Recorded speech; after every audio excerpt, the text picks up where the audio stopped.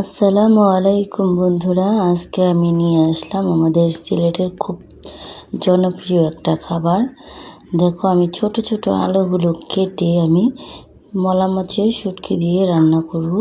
আলুগুলো কেটে নিয়ে ভালো করে ধুয়ে নিয়েছি। তারপরে দেখো, অল্প রসুন আর পেঁয়াজ কেটে ধুয়ে নিয়ে আমি ওই আলুর সাথে এড করে আমি হলুদ মরিচ লবণ দিয়ে এটা ভালো করে আমি মেখে নিব। সাথে আমি 2-3টা কাঁচামরিচও দিয়ে নিয়েছি।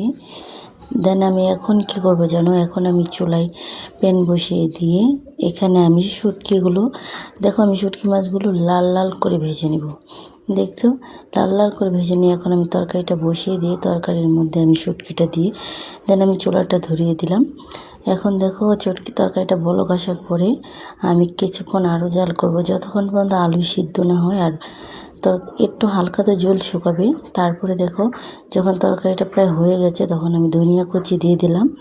ধনিয়া কুচি দিয়ে আমি তরকারিটা একটা আলাদা একটা বোলের মধ্যে ঢেলে নিলাম। ঢেলে নেওয়ার পরে দেখো, আমি সেট করে রেখে আমি পাতিলটা বসিয়ে দিয়ে এটার মধ্যে কিছু রসুন কুচি দিয়ে আমি তেল দিয়ে আবার এটা লাল লাল করে ভেজে নেব।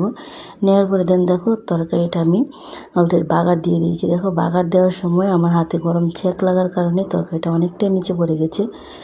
তো থাক, ওইটা কোনো ব্যাপার না। এখন দেখো, তরকারিটার কত সুন্দর একটা কালার এসেছে। আর এই তরকারিটা গরম ভাত দিয়ে খেয়ে সবাই একদিন ট্রাই করে দেখো, সত্যি খুব দুর্দান্ত হয়।